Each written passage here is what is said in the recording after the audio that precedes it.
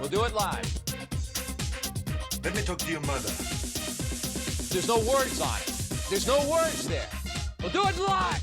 Oh, fuck, say it! Who is your daddy? All right, go. Welcome to Talk is Cheap, where cheap is talk and talk is cheap. I'm your host, Dan Hohlfeld. Thank you guys so much for joining me live. This is a milestone for Talk is Cheap. You know, little things are new here, but it's nice to get your feet wet and get stuff going. This is pretty cool to be interacting live.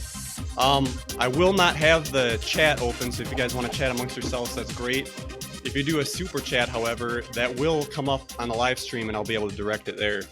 It's just going to be too distracting if I try to do both. So I also want to give thanks to those who listen later on the podcast or YouTube as well. We're available on Apple Podcast, Google Play Music, Anchor, Breaker, Castbox, Overcast, Pocket Cast, and Radio Public. So that is great as well. There's a big audience there, and I appreciate you guys tuning in. So big breaking news yesterday. I'm sure a lot of you have caught it. And that is Trump directs DOD to establish a space force in surprise announcement today. Now, he did kind of allude to this earlier that he was going to be directing to have a space force, but now it's kind of quote unquote official / unofficial, if you will. But that is there as well. I want to say right now too that I will be taking your phone calls. But they ain't open right now. I'm going to open them up later. And that number, if you want to write it down, is country code 1-256-510-5234. That's 1-256-510-5234. 1-256-510-K2D4. I'll open those up later. I want to get your take on what you think about all this, because there's a lot of stuff here to cover. So I'm going to jump into it now. So let's go into this article. This is reported on The Verge. I am going to play the video as well. Some highlights from it. So President Donald Trump directed the Department of Defense and Pentagon to establish a space force as the sixth branch of armed forces in a meeting with the National Space Council today. So we have, for the branches of armed forces, we got Air Force, Coast Guard, Marine Corps, Navy, Army, and now it's going to be the Space Force as well. So Trump said Air Force and the Space Force, separate but equal. And this whole Space Council meeting was going to be about setting space traffic management, because now they realize the private industry is going to get so big that, okay, they're going to have to regulate this stuff somehow and make sure that, you know, people are doing what they're supposed to do. And I think a lot of this, the reason they want to bring this out, private industry is going to take off here. And if you get them going out in outer space, they're going to find out aliens exist. They're going to see all this other craft, and I'll get into it later. They've been talking about the moon. They're going to find that there's bases on the moon already. I mean, this is, they have to do this, and you can see how it's just slowly but surely going to bring the public up.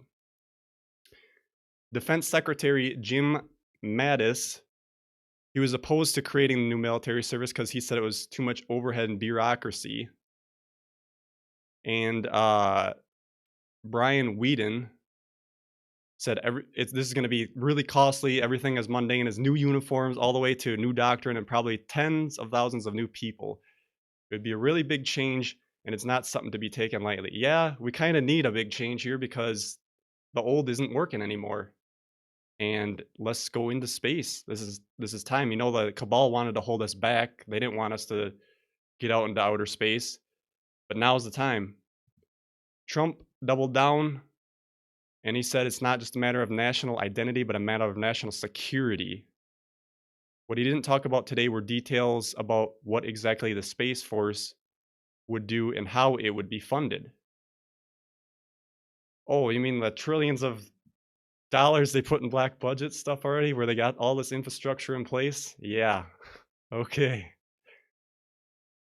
The president told, okay, now this was a tweet from Senator Bill Nelson. The president told a U.S. general to create a new space force as the sixth branch of military today, which generals tell me they don't want. Oh, they like the old stuff. It's time to bring in the new paradigm shift here. Thankfully, the president can't do it without Congress, because now is not the time to rip the Air Force apart. You're not really ripping it apart. Where does he get ripping it apart? You're creating something new. Too many important missions at stake. To actually create a Space Force, Congress would have to pass some legislation to do so. Both to create it and actually fund it, Whedon said. So I got a little background on Whedon here. I had to look him up because I didn't know who the hell this guy was. Brian Whedon is the director of programming planning for Secure World Foundation. So that's kind of good in itself. They kind of have this stuff established where, hey, we're going to go out in outer space. We got to figure out how to secure things and make it safe for everyone. And yeah, who they are, our vision, Secure World Foundation envisions the secure, sustainable, and peaceful uses of outer space, contributing to global sustainability and benefits of Earth. Totally agree. So peaceful uses of outer space benefiting Earth and all its people. Absolutely. 100% down with that. Okay, so that now we get into the National Defense Authorization Act, because this was passed, or what did they say? For the year of 2018, the National Defense Authorization Act directed the DOD to prepare a report on establishing a Space Corps. The final report is due in August. So the plans are in place, people. We're going to get this established. They got to make this. You can see this kind of coordinating hand in hand with the whole DeLong thing. They kind of put that out into the public to say, okay, we're going to push this out there to get people thinking that UFOs are there. Well, they are there, but getting acclimated. And then now we got Trump pushing the Space Corps to get this out. And now this is important because of the Space Treaty. So 50 years ago, there was the Outer Space Treaty. And so this was signed by the nations where they're not allowed to put nukes in orbit on the moon or any other celestial body. The treaty also bans war games, military installations, and weapons testing sites there. Well, we think they already have that there. They're just not telling you. What do you think they got on the backside of the moon there? And I'm sure there's some good satellite weapons too that, is not officially accounted for, of course. So then today, very interestingly enough, we get RT reporting, way to disaster. Moscow warns against deploying WMDs in space, threatens with tough response. So a Russian senator has warned Moscow is ready to retaliate if US violates the Outer Space Treaty by putting weapons of mass destruction into orbit. Well, I agree nukes shouldn't be in there, but I think there's other weapons. If not nukes, we know that they have all that. There's talk of the rods of God and laser weapons as well on satellites. It's all there.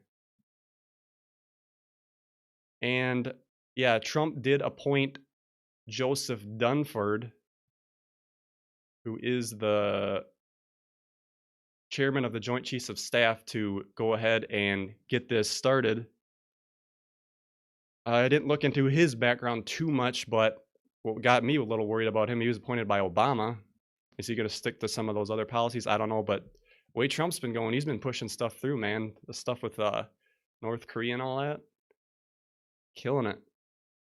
So I'm going to play a few clips, and these are important. There's the Trump did one, and then also Pence did like an hour and a half, and I watched that whole thing. There's some great points I want to break down in there as well.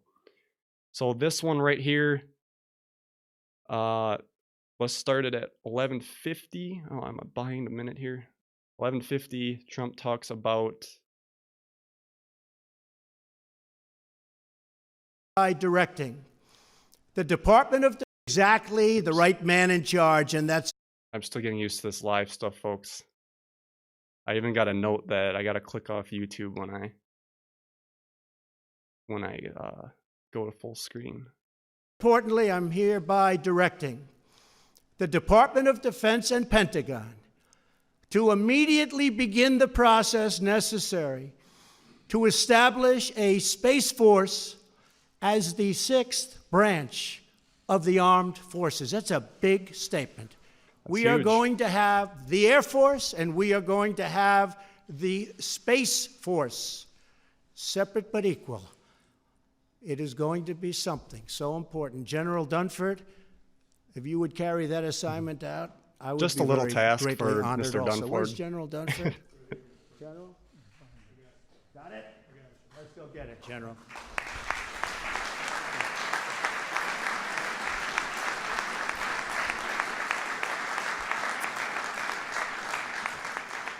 But that's the importance that we give it. We're going to have the Space Force. 1 year ago, I revived the National Space Council and put exactly the right man in charge, and that's our friend, Mike Pence. Feels very strongly about this. And in December, I signed a historic Gives directive Pence something to do. that will return Americans to the moon for the first time since 1972, if you can believe 72. that. If you really believe that, we've already been there, of course, and we're still there. Can't talk about that, though. Always remembering it's about that, but it's also about jobs and the economy. This is a great thing we're doing. This time, we will do more than plant our flag and leave our footprints. We will establish a long-term presence, expand our economy, and build the foundation for an eventual mission to Mars, which is actually going to happen very quickly. And, you know, I've always said that rich guys seem to like rockets. So all of those rich guys that are dying for our real estate to launch their rockets, we won't charge you too much. Just go ahead. If you beat us to Mars, we'll be very happy, and you'll be even more famous. So there you go. Now he's trying to, the private industry, that's what's going to drive this. You have to. NASA's not enough. Kind of a joke, if you ask me. And yeah, it's looking like a bright future, but I'm going to get into some details where it's like, well, we kind of got to watch what might happen with that. So now, here's a reiteration of the government facilitating to the private industry. But we'll be setting aggressive timelines, challenging old ways of doing business, and we will be expecting real results. And we are making our incredible facilities, okay, available to these people that have been doing so incredibly by themselves on rocketry. That's huge. That's encouragement. So having you're government invited. facilities for people to use. The rent won't be high. I am instructing my administration to embrace the budding commercial space industry. We are modernizing out-of-date space regulations. They're way out of date. They haven't been changed in many, many years. And today we're taking one more step to unleash the power of American ingenuity. In a few moments, I will sign a new directive to federal departments and agencies. They will work together with American industry to implement a state-of-the-art framework for space traffic management. But don't let it get too out of control, please. Absolutely. They don't want any too much regulations. But there you go, management. So now we got it. Private industry is going to take off. Let's get these guys, let's get the management structure in place so we can facilitate this. And I like the encouragement for the private industry to get this ball rolling. I mean, we got the facilities, let the private people use it, bring it out, work together. Let's get this thing going. And I think that this is kind of their way to try to really repel or explode, what's the word, spring us into the future quicker, because then they can say, oh, these private guys made these hovering, non-polluting, free energy devices that'll take us to space, and then that way the government doesn't have liability for it, and then they can say, all right, this private guy made it, let's go. Oh, and then we can bring in the aliens are here, and then snowball the rest down. So yeah, we can start to see the transition that's going to occur here. So yeah, what do we got? A little more on private industry here as well. And now it's buffering. Very important day. This is a very important gathering. A new generation of young people seeks to challenge, really challenge hard. great. I had all kinds of speed before. I'm plugged in. Really challenge hard to get their talent and their skill to work. And now we're giving them a forum and a platform from which they can put that genius to work. Legions of welders and metalworkers, scientists and engineers stand ready to build a powerful new rocket and gleaming new spaceships. And that goes with all of the other things that we're building in our The ships country. that Tompkins built already. Our nation of pioneers still yearns to conquer the unknown. Because we are Americans and the future belongs totally to us. Once more, we will launch intrepid souls blazing through the sky and soaring into the heavens. Once more, we will summon the American spirit to tame the next great American frontier. And once more, we will proudly lead humanity. And that's what it is. It's humanity beyond the earth and into those forbidden skies, but they will not be forbidden for long. You're very important people. You have a This is huge. great contribution. What you're doing has been incredible, but it will be even more incredible, far more incredible, because we are giving you a platform the likes of which nobody has ever been given before. I am a big believer. You will go out there and you will take that frontier, which is largely unknown by man or woman, and you will learn everything there is to know about it. And what you're doing is so important. Remember, economically, militarily, scientifically, in every way, there's no place like space. Good luck, General Dunford and the Joint Chiefs. So that's huge. That's pushing getting these private industries together. You guys go out there, do it. This is huge encouragement. And wow, it's good to see this happen. I know I wanted stuff to happen faster, but now this is dumbed down for the public to get them to go, okay, this is how it was done. So they have their history instead of the history that doesn't exist. So now I'm going to go over to the Pence. There was this was really long, but there was some good points into this thing. We got Wilbur Ross talking. So he brings up points. It's going to be space tourism, asteroid mining, space manufacturing, lunar habitation will soon become a reality. Let's listen to that clip right now. Spirits of the people in this room. Non-traditional activities like space tourism, asteroid mining, space manufacturing, and lunar habitation will soon become a reality.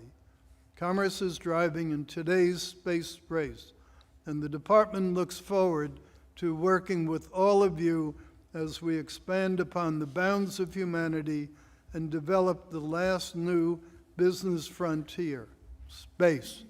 Thank you. Yeah, absolutely.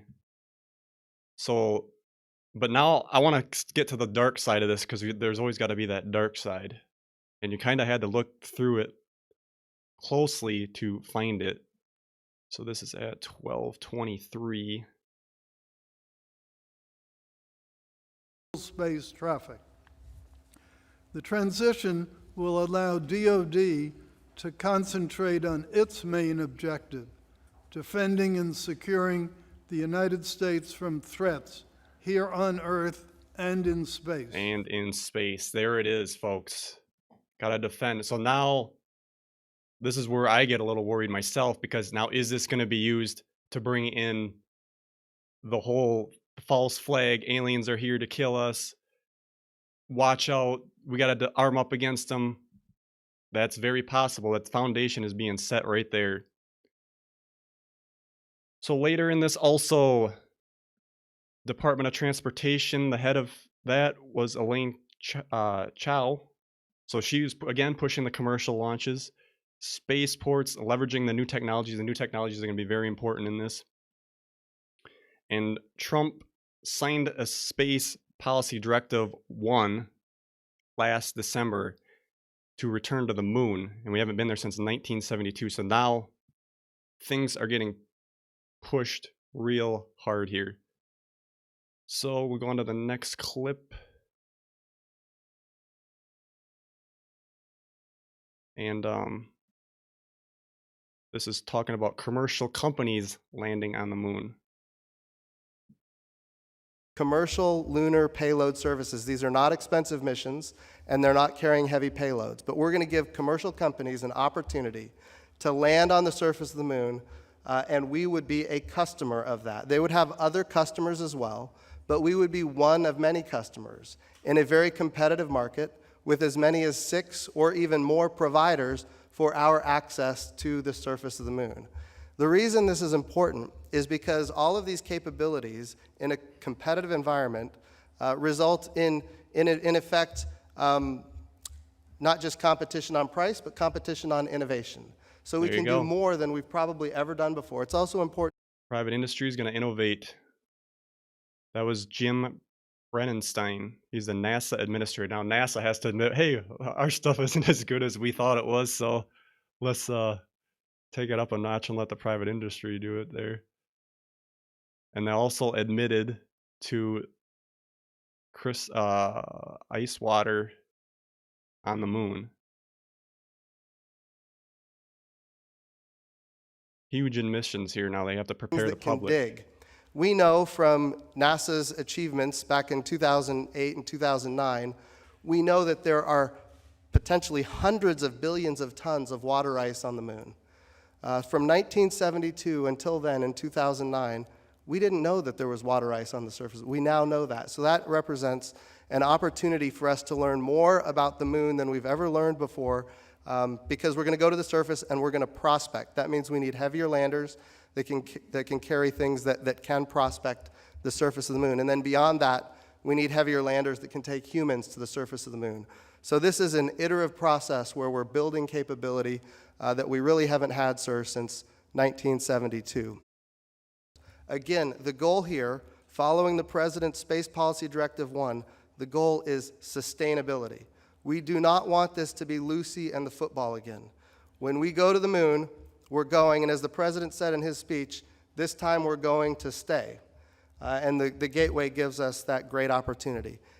There you go. The Gateway. The Gateway is important because that is going to be the space station around the moon. It's NASA to start building Lunar Gateway space station soon. Platform orbiting the moon should be finished by 2025. Oh, that's it. Yeah, that's a little late, boys. You guys. That's why they need the private industry to help step up the game here, because NASA can't compete anymore with that. And I want to talk about, they had some speakers that were presenting to the board there. One talked about really, I mean, this is like so far like in advance, like colonizing space. He talked about the moon of Jupiter, Europa, that has water on it. And it's like, you know, if you're kind of talking about this now before we even got stage 1 set, you know, having a quote unquote a base established, because we already do, of course, you can see how they're trying to start to repel this quickly and get the public caught up. Now there was this clip here I'm going to play next was like, whoa. So now we're really like the technologies that they're going to use. There was a private industry here. It was called TechShot. And they're talking about 3D printing stuff for like health, and they even kind of nudge towards food. While also enabling deep space exploration. One of our most exciting projects focuses on 3D bioprinting in space with the goal of manufacturing human tissues for patients here on Earth. Right now, we are building the TechShot biofabrication facility, which will launch to the International Space Station early next year.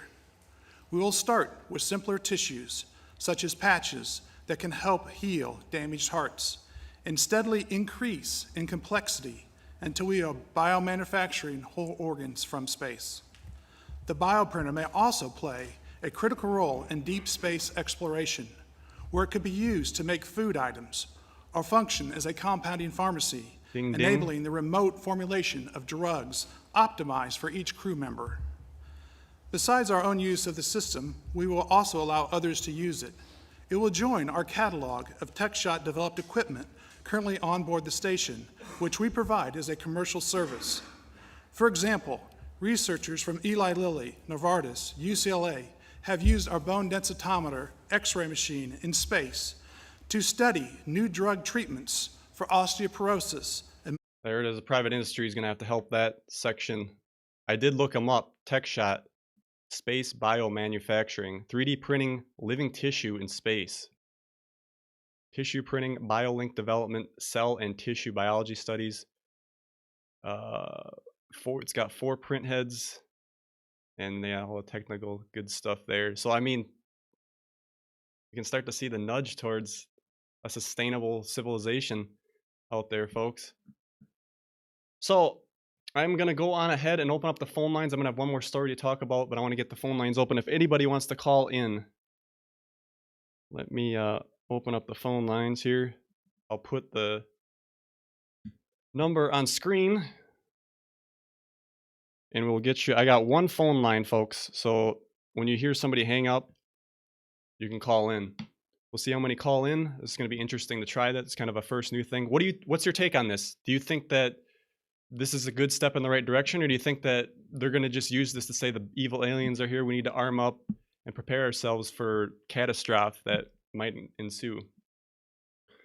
So I want to thank you guys for joining me live. We got 95 right now in the chat room. I know there's a 20-second delay from when I'm talking for when the stream goes out. So yeah, this is... We'll do it live. We'll live. All right, go. So go. Pick up that phone, call in, and tell me what you think. That's country code 1-256-510-5234. That's 1-256-510-K2D4. Have your voice heard right now on the show. And tell me what you think. If there's anything else you want to discuss, open phone lines, whatever. We'll give this a shot and see how it goes.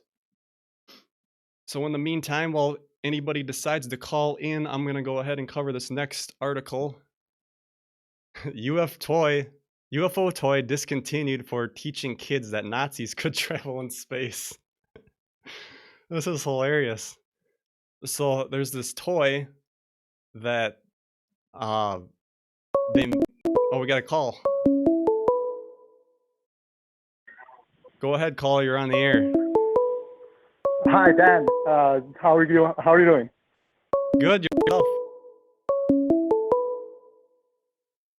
Go ahead.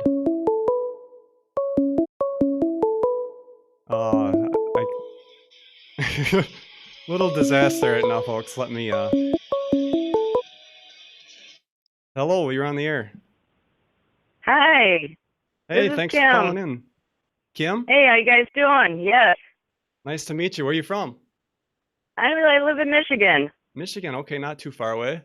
So what do you think about all Yeah. this? I think it's awesome. This is like great news. I'm hoping nothing bad turns out of it, but if they don't get a handle on the deep state, something might. But I think Trump's getting it covered. Absolutely. I really do. Yeah. So I just was curious what your ideas were on how long this is going to take to get this really, really out there. That's the $1 million question. I think they're going to have to go at a slow pace because it's like they got to slowly bring the public up to what's going on, and they don't want to just pull the rug out, which I'm sorry, but I do. I want to rip that Band-Aid off and let's go to space. We have it already. I mean, there's TR-3Bs. There's Oh, I know.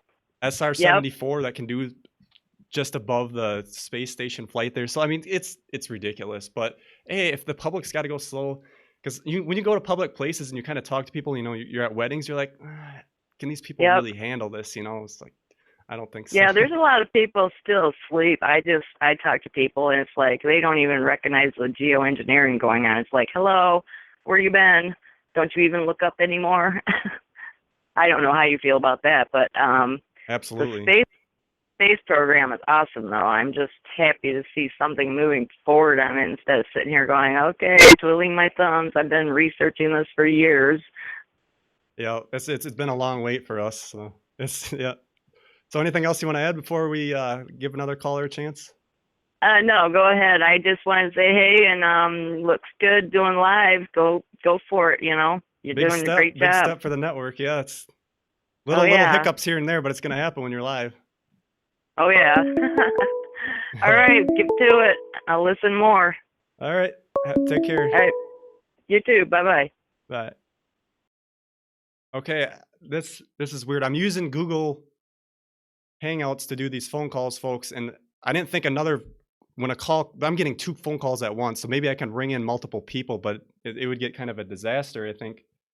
But now my soundboard's not working. So anyone else want to call in, go for it. We'll keep the phone lines open here a little bit longer.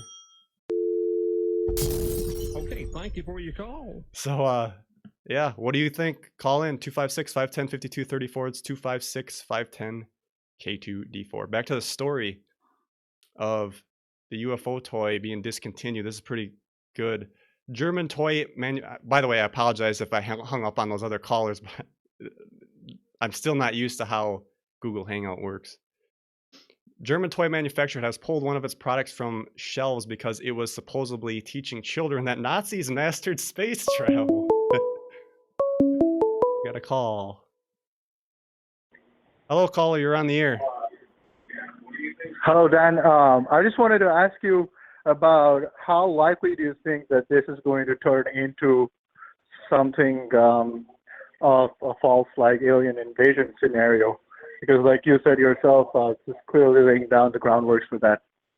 Yeah, it's a toss-up because if this was the old administration, if we had the Obama administration there, I would say definitely. But now that we got Trump and we can see the peace deals with North Korea, I think maybe he's using.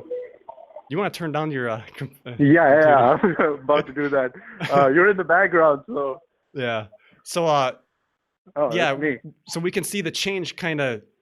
Maybe Trump's kind of baiting them, like, because the cabal's last string that they were supposed to pull was, we're going to use the stage alien invasion as our last thing, and he maybe is going, okay, we can let him think that we're going to go along with that, and then finally go, nope.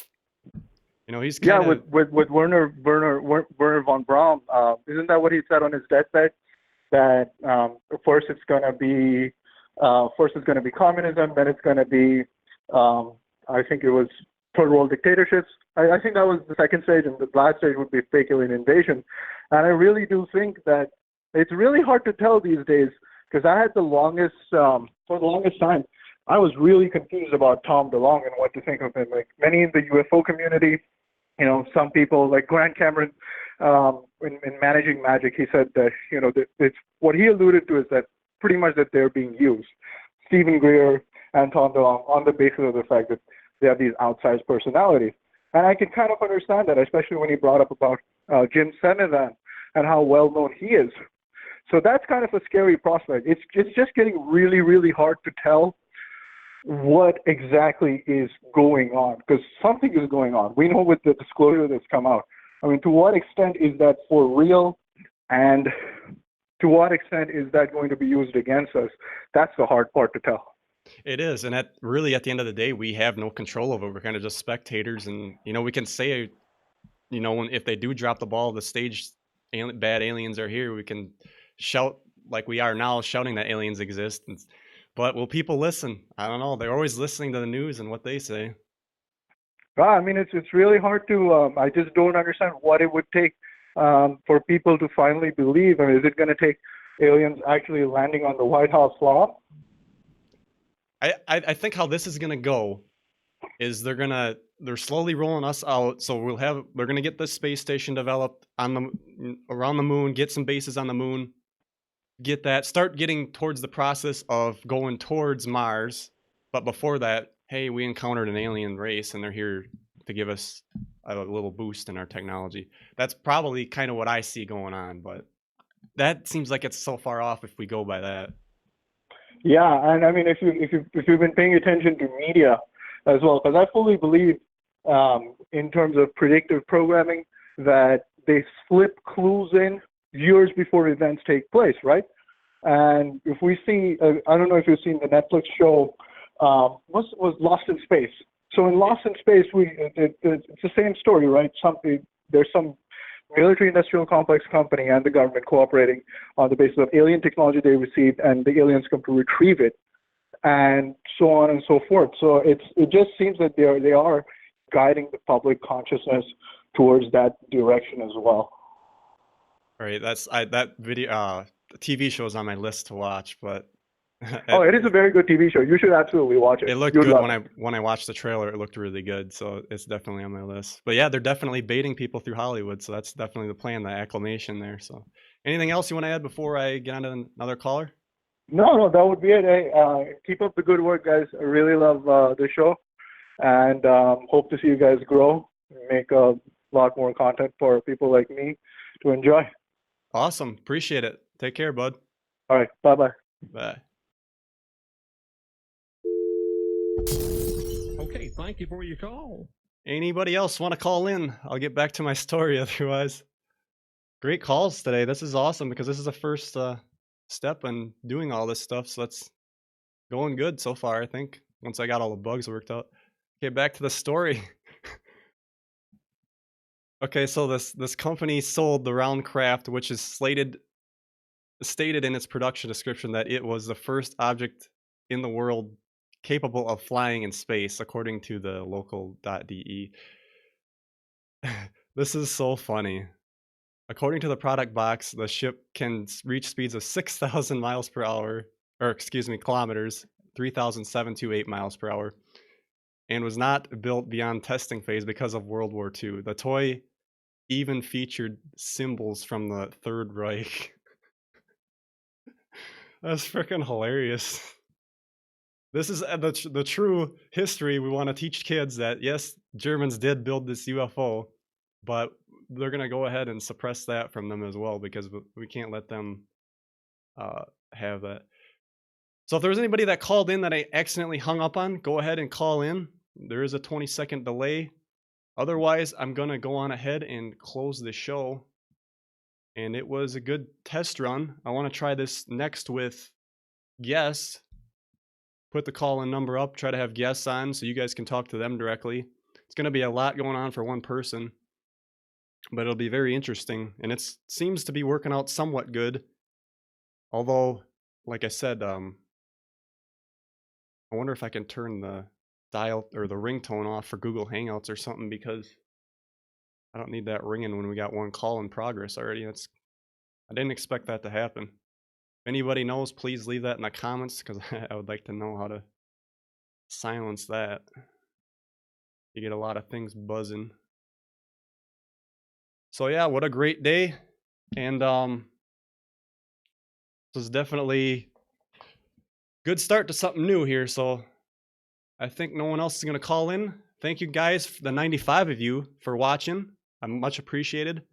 And I'd like to have more interaction here with the audience, growing the channel and always providing new content for you.